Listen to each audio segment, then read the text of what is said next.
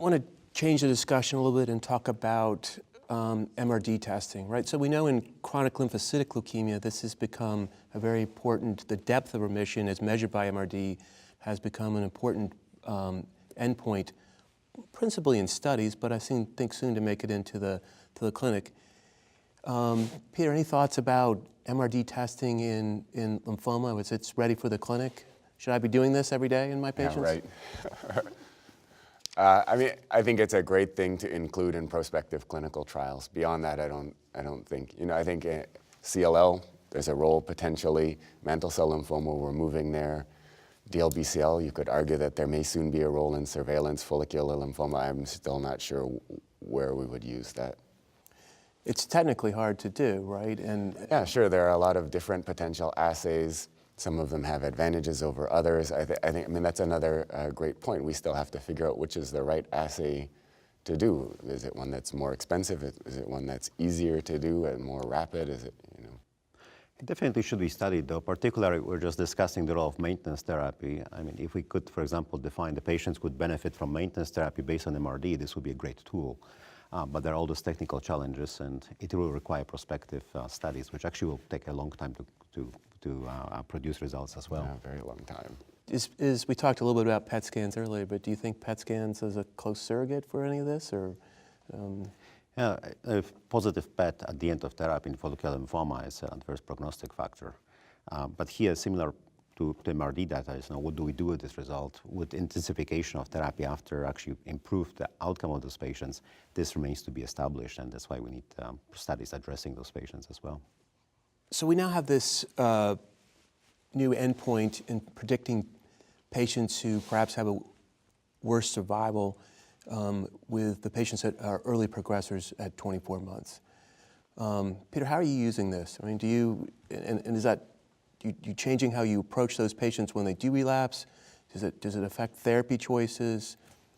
Yeah, so you're referring to the data from the LymphoCare study published by Carla Casulo and colleagues showing that people that progress within the first 2 years after rituximab plus chemotherapy have a survival that's significantly worse than patients that don't progress within the first 2 years. And so it's kind of, I think the benefit of that study is it gave us words to discuss something that everybody already knew, right? Somebody that's progressing quickly after a good treatment isn't going to have a great outcome, but now they've given us something that we can study, right?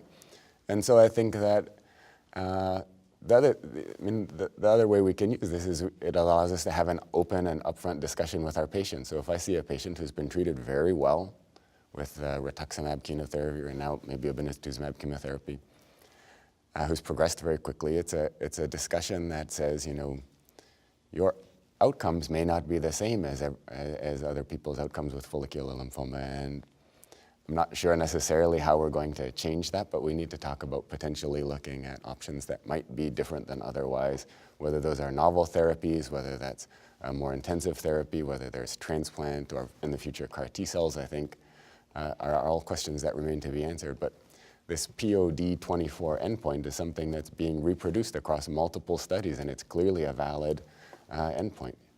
Do you wait for for the next therapy? Maybe Greg, do you wait for your next therapy when someone progresses after their first-line therapy? Do you use the same criteria that you use to treat people to begin with? We talked. Loretta discussed the Gelf criteria. Are you using that same criteria?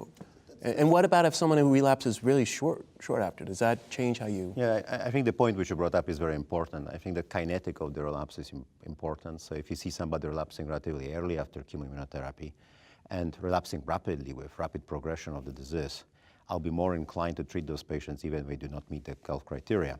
On the other hand, some patients could be relapsing years after the initial therapy with relatively low pace of the relapse, changing slowly from scan to scan. And I believe that those patients can be actually observed initially until they get more bulky disease or symptomatic disease, which would require treatment. I just go back to what Peter said about counseling the patients with early relapse. So the opposite view to this is that you can actually counsel the patients which are past 2 years that the outcome is excellent, which is actually very rewarding when I see those patients to say, well, more than 2 years out of your chemoimmunotherapy, and our data indicates that actually in all likelihood, your expected outcome is excellent.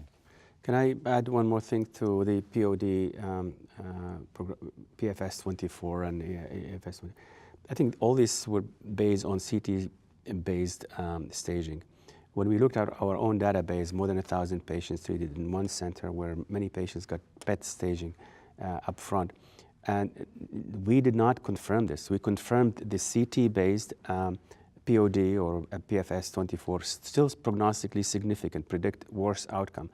But if you use PET scan, this prognostic value is actually diminished significantly. The reason for this is that because now you're identifying the early transformers when you use PET scan, and you take them out of the bucket, and then you treat them differently. So I think we need to be cautious about jumping the gun for patients who progress within 24 months and start offering them more intensive and toxic therapy outside the clinical trials. If there's a clinical trial, you want to test this hypothesis that if I intensify therapy may change the outcome, I think perfectly fine.